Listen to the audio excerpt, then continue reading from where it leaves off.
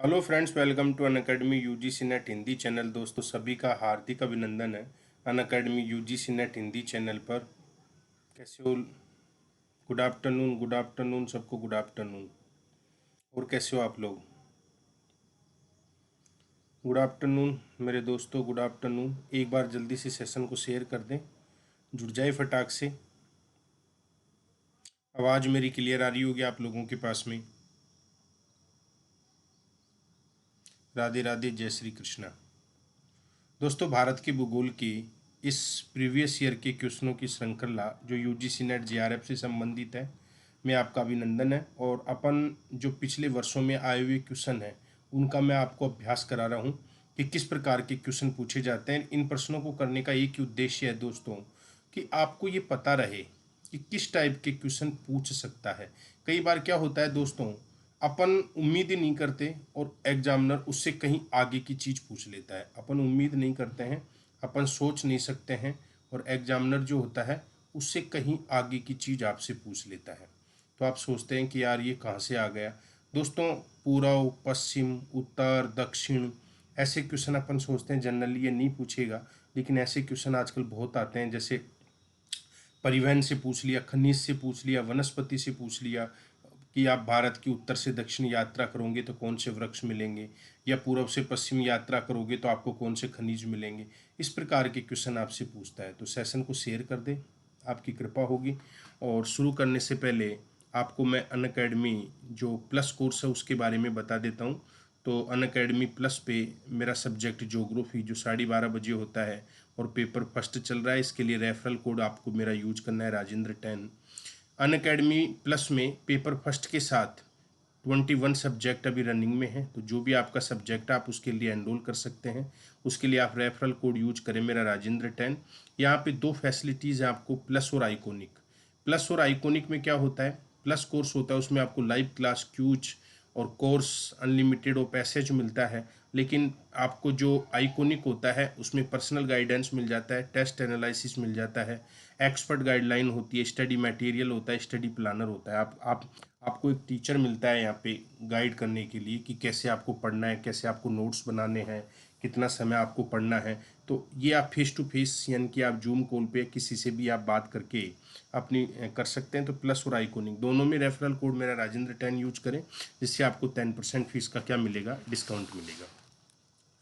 Question की ओर चलते हैं अपन भारत के भूगोल में। पहला क्वेश्चन आपकी स्क्रीन पे है मेरे दोस्तों। निम्नलिखित कथनों पर विचार कीजिए। क्वेश्चन आपके सामने है, निम्नलिखित कथनों पर विचार कीजिए। अब कथनों पर विचार करना है और आपको सही चुनना है कि अंडमान निकोबार द्वीप समूह के द्वीप के निवासी निग्रोटो प्रजाति से संबंधित है, यानी कि नेग्रिटो प्रजाति से संबंधित है। अंडमान निकोबार द्वीप समूह में पाई जाने वाली जो जनजाति है, जैसे कौन कौन सी है, जैसे आपके अंडमान में जरबा पाई जाती है, एरबा पाई जाती है। जो ये जनजाति पाई जाती है ये नेग्रिटो प्रजाति से संबंधित है। क्या ये बात सही है? मध्य भारत में रहने वाली जनजाति मंगोलाइड प्रजाति से संबंधित है। मध्य भारत में निवास करने वाली जनजाति मंगोलाइड प्रजाति से संबंधित है। पूर्वोत्तर भारत में रहने वाली जनजाति नेग्रोइड प्रजाति से संबंधित है। और भारतीय आर्य नार्डिक प्रजाति से संबंधित है। भारतीय आर्य जो है नार्डिक प्रजाति से संबंधित है। तो क्या आंसर हो सकता है? उपरोक्त में से कौन सा कथन सही है? अब आपको यहाँ पे सही चुनना है कि 1 और 2 सही है, 2 और 3 सही है, 1 और 4 सही है, 3 और 4 सही है। क्या इसका करेक्ट आंसर होने वाला है? कौन सा इसमें सही होगा, बताने का प्रयास करो।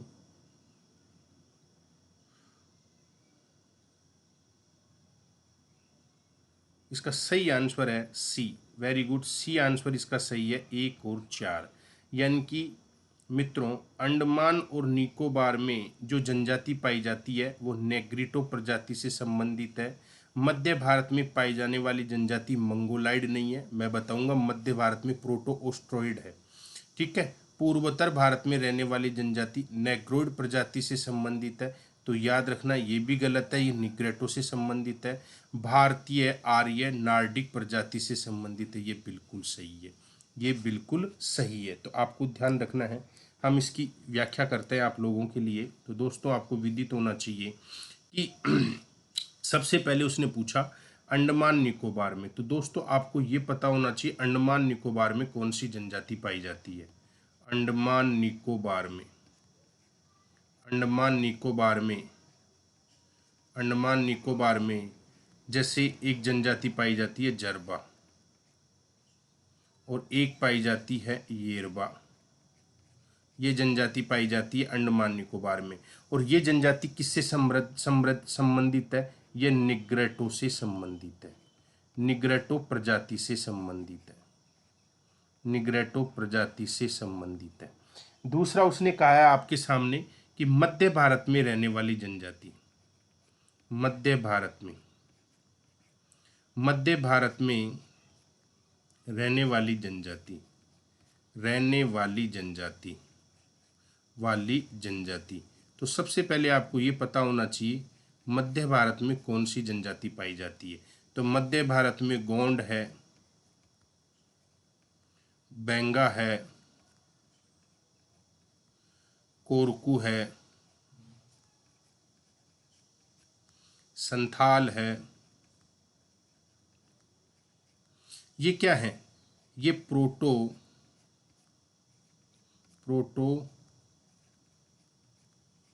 ओस्ट्रोलाइड, प्रोटो ओस्ट्रोलाइड से संबंधित है। प्रोटो ओस्ट्रोलाइड प्रजाति से संबंधित है, प्रजाति से संबंधित है, से संबंधित है।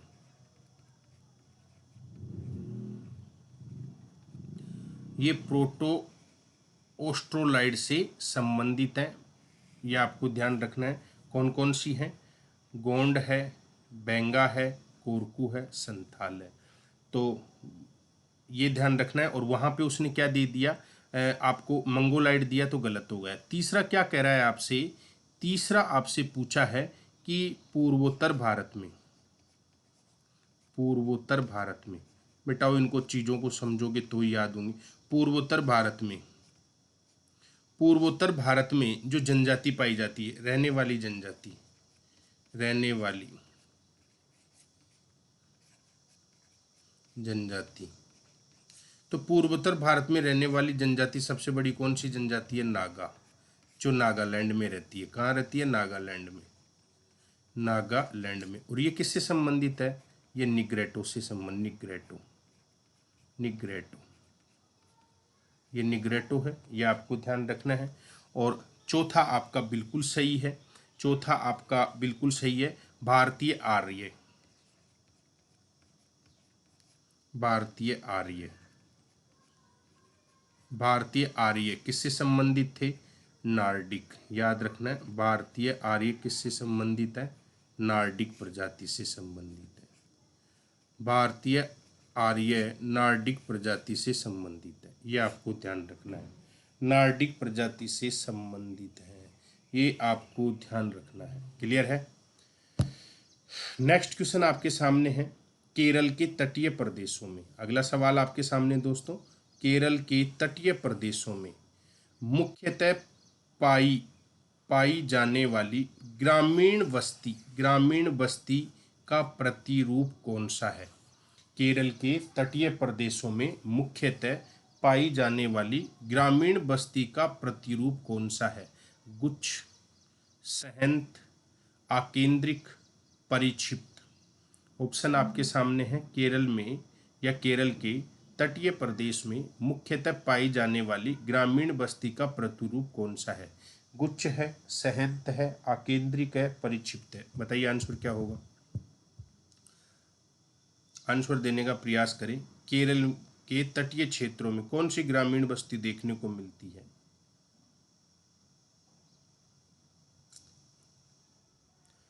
इसका सही आंसर है मेरे दोस्तों डी, परिक्षिप्त। इसका सही आंसर है डी, परिक्षिप्त देखने को मिलती है। केरल के तटीय प्रदेश में मुख्यतः जो ग्रामीण बस्ती पाई जाती है वो पाई जाती है परिक्षिप्त। कौन सी पाई जाती है? परिक्षिप्त। अब थोड़ा समझने का प्रयास करें। देखो, भारत में ग्रामीण बस्तियों के प्रकार, भारत में ग्रामीण बस्तियों के प्रकार, ग्रामीण बस्तियों के प्रकार, बस्तियों के प्रकार, भारत में ग्रामीण बस्तियों के प्रकार। तो ग्रामीण बस्तियों के प्रकार की अगर मैं बात करूं तो देखो, सबसे पहले है गुच्छित। गुच्छित, गुच्छित को बोलेंगे संकुलित। गुच्छित को क्या बोलेंगे? संकुलित। संकुलित। अब ये बस्तियां कई प्रकार की होती हैं। गुच्छित बस्तियां कई प्रकार की होती हैं, जैसे आयताकार हो सकती है, आयताकार हो सकती है, जैसे आपके अर्य आकार की हो सकती है, जैसे रेखीय आकार की हो सकती है, रेखीय आकार की हो सकती है। तो एक नंबर यानी कि गुच्छित या संकुलित। दूसरे नंबर पर मैं बात करूं अर्धगुच्छित। दूसरा प्रकार कौन सा है? अर्धगुच्छित। ये ग्रामीण बस्तियों के प्रकार हैं जिनको बोलते हैं अर्धगुच्छित, और या इसे बोलेंगे विखंडित। विखंडित। अर्धगुच्छित का दूसरा नाम क्या है? विखंडित। अर्धगुच्छित का दूसरा नाम है विखंडित। दूसरा है विखंडित। नेक्स्ट अगर मैं बात करूं, तीसरी है पल्लीकृत। पल्लीकृत। अगर मैं पल्लीकृत की बात करूं तो पल्लीकृत के स्थानीय नाम, देखो इसको किस किस नाम से जानते हैं? स्थानीय नाम। गांव में जो पल्लीकृत बस्ती होती है उसे हम किस किस नाम से जानते हैं? पल्लीकृत बस्ती को पाना कह दो, पाना बस्ती कह दो, और आपके पाड़ा बस्ती कह दो, पाड़ा, पाड़ा बस्ती कह दो, पाली कह दो, और नंगला कह दो, नंगला बस्ती कह दो, ढाणी कह दो, ढाणी बस्ती कह दो, ढाणी। ये इसी के नाम है। पल्लीकृत जो बस्ती है उसके स्थानीय नाम है पाना, पाड़ा, पाली, नंगला, ढाणी। और एक चौथा आपका है परिक्षिप्त। परिक्षिप्त। चौथा है परिक्षिप्त। परिक्षिप्त का दूसरा नाम है एकाकी। एकाकी बस्ती। एकाकी बस्ती जो छितराई बस्ती होती है। ऐसी बस्ती भारत में कहाँ कहाँ पाई जाती है? मेघालय, जहाँ पे एक ही घर आपको देखने को मिले। संपूर्ण भारत में ये मेघालय में देखने को मिलेगी। ऐसी बस्ती आपको उत्तराखंड में देखने को मिलेगी। ऐसी बस्ती आपको उत्तराखंड में देखने को मिलेगी। ऐसी बस्ती आपको हिमाचल प्रदेश में देखने को मिलेगी। हिमाचल प्रदेश, हिमाचल प्रदेश में देखने को मिलेगी। ऐसी बस्ती आपके केरल के तटीय क्षेत्रों में मिलेगी। केरल के तटीय क्षेत्रों में देखने को मिलेगी। तो एकाकी या परिक्षिप्त जो बस्ती है यह आपको मेघालय, उत्तराखंड, हिमाचल प्रदेश, केरल के तटीय क्षेत्रों में मिलेगी। और ये बस्ती जो होती है ना, अब आपको पता है ये कैसे राज्य हैं सारे? ये पहाड़ी राज्य हैं। पहाड़ी राज्य हैं। या फिर ऐसी बस्ती कहाँ मिलेगी आपको? जंगल में मिलेगी। तो याद रखना ये पहाड़ी राज्य हैं। ये जंगल में इस प्रकार की जंगली क्षेत्रों में इस प्रकार की आपको बस्ती देखने को मिलेगी। क्लियर है ये? तो भारत में ग्रामीण बस्तियों के प्रकारों की बात करें तो 4 प्रकार हैं। एक है गुच्छित जो आयताकार, अर्य और रेखीय होती है। एक होती है अर्धगुच्छित या विखंडित। एक होती है पल्लीकृत, इसको स्थानीय भाषा में पाना, पाड़ा, पाली, नंगला, ढाणी। और एक होती है परिक्षिप्त या एकाकी जो मेघालय, उत्तराखंड, हिमाचल प्रदेश, केरल यहाँ देखने को मिलती है। उम्मीद करता हूँ कि पूरा आपको ये समझ में आया होगा, सब कुछ क्लियर है। नेक्स्ट क्वेश्चन है, निम्नलिखित कथनों पर विचार करें। निम्नलिखित कथनों पर विचार करें। भारत में वर्तमान शिशु मृत्यु दर 1000 जीवित जन्म पर 80 है। 10वीं योजना में शिशु मृत्यु दर को 1000 जीवित जन्म तक 45 तक लाने का लक्ष्य था। 10वीं योजना में 2001 से 2011 के बीच में जनसंख्या की दशकीय वृद्धि दर में कमी लाकर उसे 10% लाने का लक्ष्य रखा गया था। उपरोक्त में से कौन सा कथन सही है? अब मेरे दोस्तों, आपको एक चीज़ पता होनी चाहिए मेरे भाई, कि ये क्वेश्चन आपके वो हैं जो नेट में आए हुए हैं, और मैंने ये नेट में आया हुआ क्वेश्चन उठाया है। तो इसमें अब आपको नए आंकड़े देखना है इसमें, ये पुराना क्वेश्चन था तो आपको नए आंकड़े देखना है और नए आंकड़ों में यही क्वेश्चन पढ़ना है कि भारत में वर्तमान शिशु मृत्यु दर प्रति 1000 जीवित जन्म पर लगभग कितनी है। उस समय 80 थी ये। 10वीं पंचवर्षीय योजना में शिशु मृत्यु दर को प्रति 1000 जीवित जन्म पर 45 तक लाने का लक्ष्य रखा गया है। 10वीं पंचवर्षीय योजना में वर्ष 2001 से 2011 के बीच में जनसंख्या की दशकीय वृद्धि दर में कमी लाकर उसे 10% तक लाने का लक्ष्य रखा गया है। उपरोक्त में से कौन सा कथन सही है। तो दोस्तों ये पुराने आंकड़ों का सवाल है, इसका सही आंसर है 2 है। करेक्ट आंसर कौन सा है 2। 2 आंसर इसका सही है कि 10वीं पंचवर्षीय योजना में शिशु मृत्यु दर को 1000 जीवित जन्म से 45 लाने का लक्ष्य रखा गया है। समझ में है ना। यानी कि अगर 1000 बच्चे पैदा होते हैं तो कोशिश करेंगे कि उनमें 45 की ही मृत्यु हो। कोशिश तो हम करेंगे सभी जीवित रहें। 10वीं शिशु मृत्यु दर को प्रति 1000 जीवित जन्म 45 तक लाने का लक्ष्य रखा गया है। अर्थात यदि 1000 बच्चे पैदा होते हैं तो उनको हम ये कोशिश करेंगे कि जो मृत्यु दर है, जो पहले 80 हुआ करती थी या 100 हुआ करती थी या 60 हुआ करती थी, उसको घटाकर 45 तक लाने का प्रयास करेंगे। 45 तक लाने का प्रयास करेंगे। तो ये आंकड़े आपको नए देखना है। इसका आंसर है आपका 2। नेक्स्ट क्वेश्चन आपके सामने, एक तरफ दी हुई है बहु परियोजना और एक तरफ दिया हुआ है राज्य। एक तरफ आपके बहु परियोजना है और एक तरफ आपके राज्य दिया हुआ है। जैसे उकाई परियोजना है गुजरात में, कुकाड़ी परियोजना है महाराष्ट्र में, सलाल परियोजना है जम्मू और कश्मीर में। ये उकाई परियोजना है, उकाई परियोजना। अब ये पूछ रहा है कि कौन सा सही है, कौन सी परियोजना कौन से राज्य की है। उकाई परियोजना गुजरात की है, कुकाड़ी परियोजना महाराष्ट्र की है, सलाल परियोजना जम्मू और कश्मीर की है। कौन सा आंसर इसका सही होगा। आपको ये कह रहा है कि सही उत्तर चुने, सही उत्तर चुनना है। तो उकाई परियोजना, कुकाड़ी परियोजना, सलाल परियोजना, उकई है ये, उकई।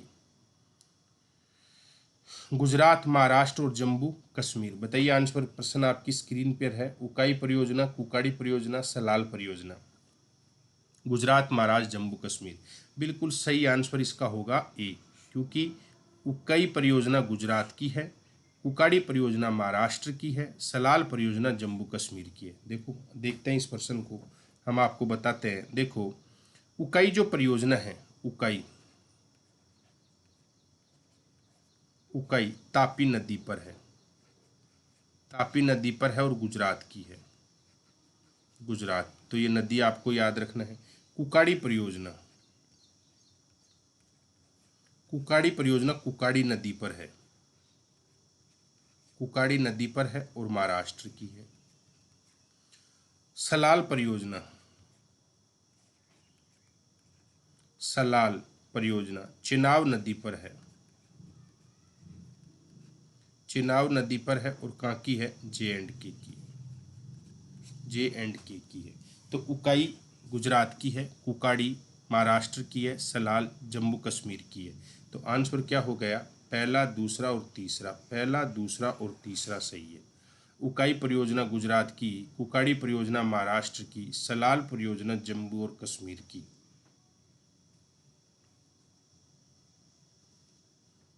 क्लियर है। बहु परियोजना और राज्य निम्नलिखित में से कौन सुमेलित है। उकाई परियोजना गुजरात, कुकाड़ी परियोजना महाराष्ट्र, सलाल परियोजना जम्मू और कश्मीर। तो उकाई तापी नदी पर गुजरात की है, कुकाड़ी नदी महाराष्ट्र, सलाल चेनाब पर। अब अगला सवाल है, भारतीय प्रायद्वीप के संदर्भ में निम्नलिखित कथनों पर विचार कीजिए। अब आपको यहाँ पे सही देखना है। भारतीय प्रायद्वीप के संदर्भ में निम्नलिखित कथनों पर विचार कीजिए। पहला है, प्रायद्वीपीय भारत की बात कर रहे हैं, प्रायद्वीपीय भारत की बात कर रहे हैं। प्रायद्वीपीय भारत, यहाँ अधिकतर आर्कियन युग की क्रिस्टलीय चट्टान है। यानी कि प्रायद्वीपीय भारत में अधिकांश आर्कियन युग की क्रिस्टलीय चट्टान देखने को मिलती हैं। यहाँ के अधिकतर पर्वत, यानी कि प्रायद्वीपीय भारत के पर्वत अवशिष्ट प्रकार के हैं। प्रायद्वीप भारत के आंतरिक भाग में कैम्ब्रियन काल के समुद्री जमाव पाए जाते हैं, कैम्ब्रियन काल के समुद्री जमाव पाए जाते हैं, और क्रिटेशियस के अंत में दक्कन बेसाल्ट का निर्माण हुआ था। क्रिटेशियस काल के अंत में दक्कन बेसाल्ट का निर्माण हुआ था। तो अब यहाँ पे आपको आंसर करना है कि कौन सा आंसर सही है।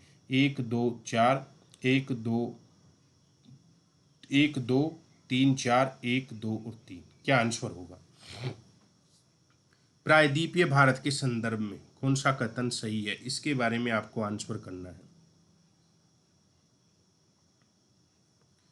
तो देखो, आपको विदित होना चाहिए कि प्रायद्वीपीय भारत जो है ये आर्कियन युग की चट्टानों से निर्मित है, बिल्कुल सही है।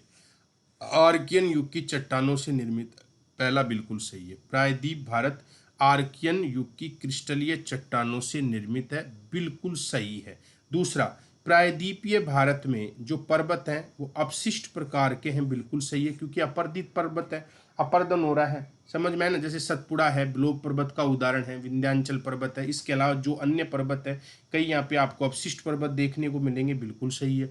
दूसरा, आंतरिक भाग में कैम्ब्रियन उत्तर काल के समुद्री जमाव पाए जाते हैं, गलत है, गलत है। भारत के उत्तरी भाग में कैम्ब्रियन उत्तर काल के समुद्री, भारत देखो, आंतरिक भाग में कैम्ब्रियन उत्तर काल के समुद्री जमाव पाए जाते हैं, बिल्कुल गलत है। ये तो उत्तर कैम्ब्रियन काल के कहाँ पाए जाते हैं, 33 सागर के पाए जाते हैं। यहाँ पे तो 33 सागर था, और आपको विदित होना चाहिए आज हिमालय उसी का परिणाम है, और उसी के अपर्दित पदार्थ से मैदानों का निर्माण हुआ है आपके यहाँ पे। तो ये कैम्ब्रियन काल का कहाँ है, ये तो लेटेस्ट प्लीस्टोसीन काल के जमाव देखने को मिलेंगे। क्रिटेशियस अंत में दक्कन बेसाल्ट का निर्माण हुआ, बिल्कुल सही है। ज्वालामुखी के प्रमाण आपको क्रिटेशियस काल में देखने को मिले थे। तो आंसर होगा 1 2 और 4। अब देखो, मैं आपको बताता हूँ ज्वालामुखी के प्रमाण, एक एक चीज को समझो। ज्वालामुखी के प्रमाण, ज्वालामुखी के प्रमाण पहली बार कब मिले थे, क्रिटेशियस काल में। तो ये बिल्कुल सही हो गया, क्रिटेशियस, ये बिल्कुल सही है, क्रिटेशियस में ज्वालामुखी के प्रमाण पहली बार क्रिटेशियस में। और आपको पता है ज्वालामुखी से किसका निर्माण होता है, बेसाल्ट का। तो इसका मतलब बेसाल्ट जो है, और ये इस ज्वालामुखी के प्रमाण कहाँ देखने को मिले थे आपको, दक्कन ट्रैप में। दक्कन ट्रैप जो प्रायद्वीप का पार्ट है। तो ज्वालामुखी के प्रमाण क्रिटेशियस काल में दक्कन ट्रैप में देखने को मिले, और यहाँ पे बेसाल्ट चट्टान का निर्माण हुआ। तो ये तो बिल्कुल सही है, कोई दिक्कत ही नहीं है। दूसरा देखो, जो प्रायद्वीपीय भाग है आपका, प्रायद्वीपीय भारत, प्रायद्वीपीय भारत, प्रायद्वीपीय भारत की मैं बात करूं तो प्रायद्वीपीय भारत है ना, ये आर्कियन युग की चट्टान देखने को मिलती हैं। आर्कियन युग की क्रिस्टलीय चट्टान मिलती है। आर्कियन युग की कौन सी चट्टान है यहाँ पे, क्रिस्टलीय, यहाँ पे आर्कियन युग की क्रिस्टलीय चट्टान है। आर्कियन युग की क्रिस्टलीय चट्टान यहाँ मिलती है, यहाँ प्राप्त, आर्कियन युग की क्रिस्टलीय चट्टान यहाँ प्राप्त होती है। आर्कियन युग की क्रिस्टलीय चट्टान प्रायद्वीपीय भारत में प्राप्त होती है, तो ये बिल्कुल सही है, क्लियर है। तो ये, और दूसरा देखो, प्रायद्वीपीय भारत में, प्रायद्वीपीय भारत में आपको अवशिष्ट पर्वत भी देखने को मिलेंगे।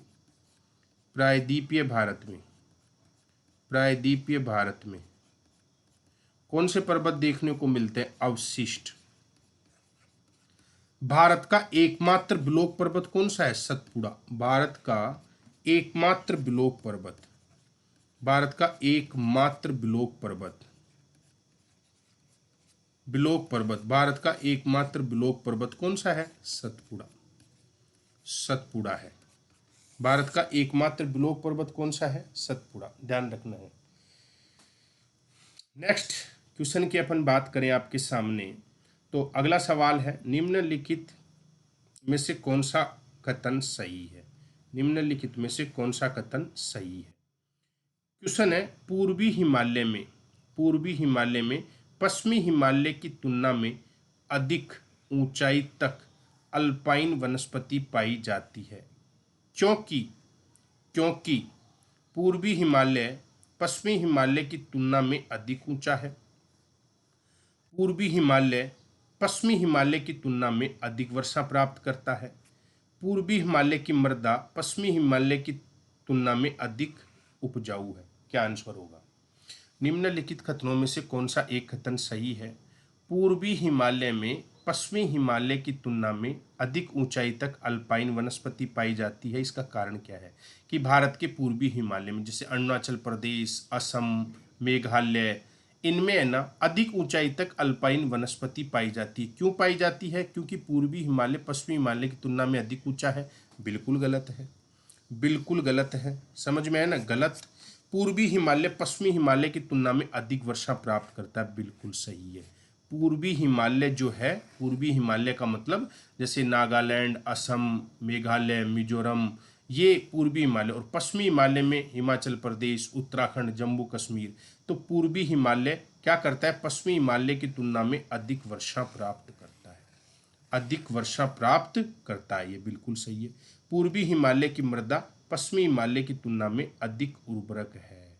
तो सही आंसर क्या हो जाएगा इसका? बी। याद रखना, करेक्ट आंसर है इसका बी। क्लियर? नेक्स्ट क्वेश्चन आपके सामने देखो, ये वाला पार्ट है। जैसे आपके ये अरुणाचल प्रदेश है, असम वाला पार्ट है, तो यहाँ पे वर्षा ज़्यादा होती है। इस वाले पार्ट में देखो, इसको तो बोलेंगे पश्चिमी हिमालय। ये जो पूरा पार्ट है, ये पूरी बेल्ट है, इसको बोलेंगे पश्चिमी हिमालय। देखो ये पश्चिमी हिमालय है, ये पश्चिमी हिमालय है। और ये पार्ट आ गया, ये पार्ट आ गया, इसको बोलेंगे पूर्वी हिमालय।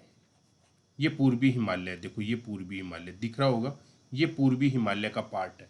तो ये पूर्वी हिमालय का ये पूरा पार्ट है। तो यहाँ पे क्या है? वर्षा ज़्यादा होती है, वर्षा ज़्यादा। पूर्वी हिमालय का पार्ट आपको दिखाई दे रहा होगा, ये पूर्वी हिमालय का पार्ट है जहाँ वर्षा ज़्यादा होती है। जबकि पश्चिमी हिमालय, ये पश्चिमी हिमालय का पार्ट देखो, ये रहा जो मैंने गोला किया, ये पश्चिमी हिमालय है, ये पश्चिमी हिमालय। तो यहाँ पे क्या है? वर्षा कम है, वर्षा कम है, यहाँ पे वर्षा कम है, यहाँ पे वर्षा कम है। अब समझ में आ गया होगा आपको।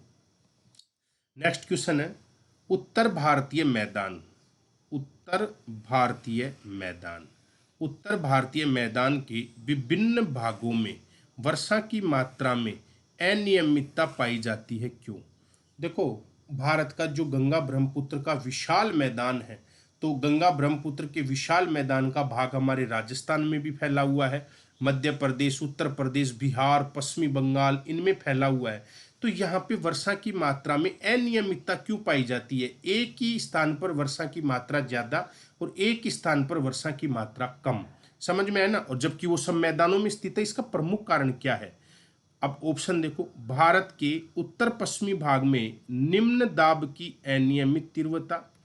दूसरा है आपका निम्न दाब द्रोणी के अक्ष की स्थिति में विचलन, चक्रवातों की आवृत्ति में अंतर, प्रत्येक वर्ष वायु द्वारा लाई गई आर्द्रता की मात्रा में विचलन।